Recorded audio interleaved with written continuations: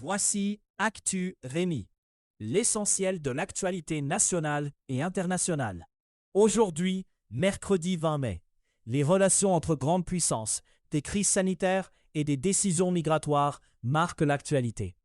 Au pays, la santé, l'école et le coût de la vie reviennent au premier plan, avec plusieurs mesures sous la loupe. Géopolitique. À Beijing, le président chinois Xi Jinping reçoit le président russe Vladimir Poutine pour des discussions à forte portée stratégique. La rencontre survient moins d'une semaine après un déplacement très médiatisé de Donald Trump en Chine. Les échanges sino-russes sont présentés comme centrés sur la sécurité énergétique et la solidité de la coopération bilatérale. Xi Jinping met en avant des liens qualifiés de constants, tandis que Vladimir Poutine parle d'un niveau de coopération sans précédent. Le calendrier de ce sommet est scruté dans un contexte de recomposition des alliances et de tensions diplomatiques autour de l'Iran. Donald Trump a donné à Téhéran un ultimatum de 2 ou 3 jours pour parvenir à un accord. L'Iran prévient qu'un retour à la guerre entraînerait, je cite, « beaucoup plus de surprises ». Dans le dossier Gaza, les autorités israéliennes transfèrent en Israël 430 militants impliqués dans une flottille récente. Des soldats israéliens sont montés à bord des navires, selon des images diffusées en direct par les organisateurs. Les militants en gilet de sauvetage ont levé les mains lors de l'intervention. Des caméras installées sur les bateaux ont été détruites pendant l'opération. Le ministère israélien des Affaires étrangères décrit l'épisode comme la fin d'une opération de relations publiques. Les personnes transférées doivent pouvoir rencontrer des représentants consulaires une fois en Israël. À Moscou, la défense aérienne montre des failles face à des frappes de drones ukrainiens qui parviennent à franchir des anneaux de protection. La série d'attaques met en évidence la difficulté, même pour une puissance nucléaire, de stopper des actions conventionnelles répétées. La situation place le Kremlin devant un dilemme sur la riposte face à des moyens relativement simples et mobiles. Aux États-Unis, l'administration Trump annonce l'accueil de 10 000 réfugiés sud-africains blancs supplémentaires cette année. Le plafond passerait d'environ 7 500 à 17 500 admissions, au nom d'une situation d'urgence invoquée par Washington. Donald Trump affirme depuis des mois que des Afrikaners seraient ciblés racialement en Afrique du Sud. Ces affirmations sur un génocide blanc ont été jugées fausses à répétition. Le coût de réinstallation de ce programme a été chiffré à 100 millions de dollars. Canada. Ottawa teste une décentralisation de la paye des fonctionnaires après une longue période de centralisation. Un document gouvernemental précise que les erreurs financières compteront pour 10% de l'évaluation du projet pilote. Le virage vise à mesurer si une gestion plus locale réduit les problèmes de paye et améliore le service aux employés. Le gouvernement fédéral devra aussi juger la capacité des équipes à corriger rapidement les écarts. Au Québec, des patients jugés vulnérables réclament toujours un médecin de famille et dénoncent un rattrapage insuffisant. Ils se disent laissés pour compte d'une entente conclue entre le gouvernement québécois et les médecins omnipraticiens. Des médecins qui défendent ces patients ont porté leurs préoccupations dans l'espace public. Québec et la fédération qui représente les omnipraticiens tentent maintenant de corriger le tir. La question touche l'accès concret aux soins pour des personnes déjà identifiées comme prioritaires par le système. Le ministère de l'Éducation du Québec rend public un nouveau classement du niveau de défavorisation des écoles. Les données montrent que les écoles sont globalement moins défavorisées qu'avant, tout en laissant persister des écarts. Ce classement sert de base à des décisions de financement et à des mesures de soutien. Un outil permet aussi d'entrer le nom d'une école pour connaître son nouvel indice de défavorisation. Pour plusieurs familles, l'enjeu est direct parce que l'indice peut influencer l'accès à des ressources additionnelles. La suspension de la taxe d'accise alimente des questions sur le prix à la pompe. Un mois après la mesure, des consommateurs disent ne pas voir clairement le rabais annoncé de 10 cents sur l'essence. L'écart entre la mesure fiscale et le prix affiché nourrit un débat sur la transmission réelle des baisses. Le dossier met aussi en cause la transparence des prix et la variabilité d'une station à l'autre. Dans les pharmacies, des versions génériques du semaglutide, mieux connu sous le nom d'Ozempic, arrivent sur les tablettes au Canada. Des pharmaciens commencent déjà à en tenir en inventaire, avec des questions sur l'équivalence aux produits de marque. L'attention se porte sur l'efficacité attendue, mais aussi sur la baisse de coûts possible pour les patients. Le sujet concerne autant les personnes traitées pour le diabète que celles qui utilisent le médicament pour la gestion du poids. Science à Montréal, des chercheurs identifient une mutation génétique qui pourrait aider à expliquer un risque accru de cancer du pancréas chez des Québécois.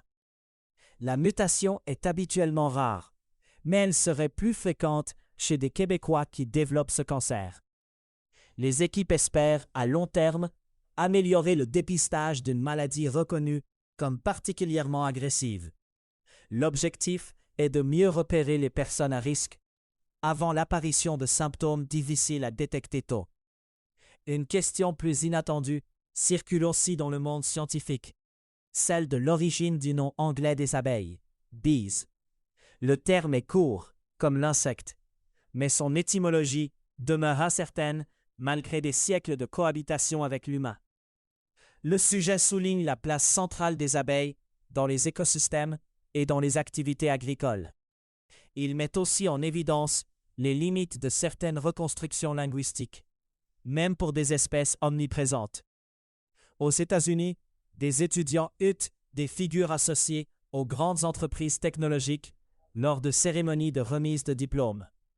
Eric Schmidt, ancien chef de la direction de Google, a été conspué, comme 2 autres conférenciers.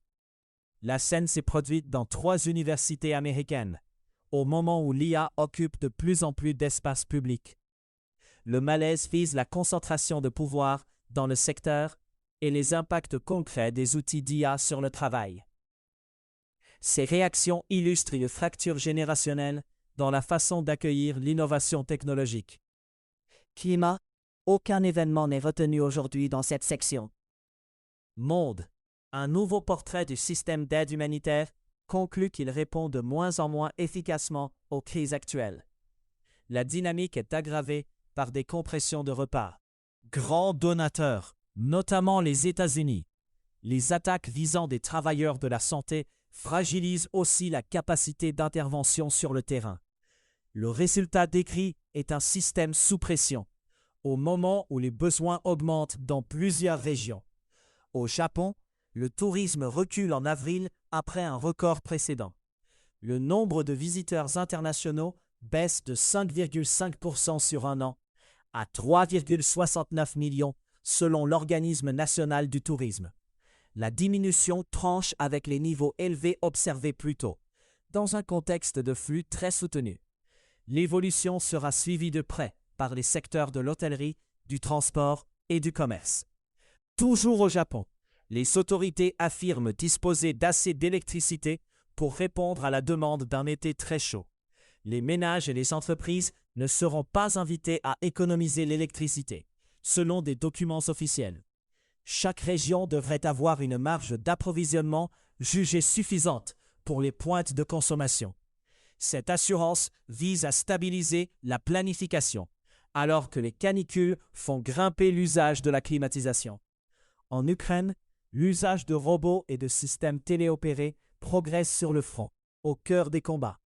La question posée est celle d'un basculement militaire possible, à mesure que les machines prennent des rôles plus dangereux. Les développements sont suivis comme un indicateur de l'adaptation tactique et de la pression sur les effectifs. Économie. Sur les marchés des matières premières et des devises, l'or s'établit à 4 483 $ américains, en baisse de moins 1,3% sur 24 heures. L'argent se négocie à 75 $ américains, en baisse de moins 0,8% sur la même période. Le Bitcoin évolue à 77,340, en hausse. Le dollar canadien s'échange à 0,727 $ américains. Le Mexique et l'Union européenne s'apprêtent à signer un accord commercial modernisé, annoncée pour vendredi. L'entente vise à offrir une sécurité juridique à des milliards d'investissements transatlantiques. Un principe central prévoit un traitement égal aux entreprises européennes au Mexique et aux entreprises mexicaines dans l'Union européenne. Les entreprises concernées devraient recevoir le même traitement que les sociétés locales, sur plusieurs volets. Le texte est présenté comme un cadre pour réduire l'incertitude dans des projets à long terme. Au Royaume-Uni, le gouvernement assouplit des sanctions liées au pétrole russe. Le changement permet l'entrée au Royaume-Uni de diesel et de carburants d'aviation issus de brut russe. La condition tient au raffinage, si la transformation se fait dans d'autres pays avant l'importation. La mesure soulève des questions sur l'efficacité réelle du dispositif de sanction. Elle ouvre aussi un débat sur la traçabilité des produits énergétiques raffinés. En Corée du Sud, le ministre du Travail annonce qu'il va personnellement arbitrer des discussions chez Samsung Electronics. L'intervention arrive après une menace de grève du syndicat sud-coréen de l'entreprise. Le point d'achoppement porte sur les primes, après l'échec des négociations sur les bonus. Le ministère veut ramener les deux parties à la table pour éviter une escalade du conflit social. L'issue sera surveillée, compte tenu du poids de Samsung dans l'économie sud-coréenne.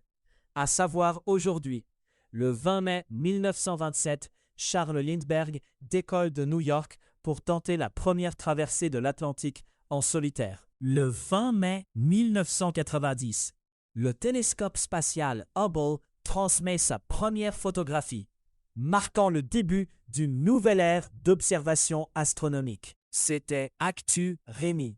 Plus d'actualités sur acturemi.news.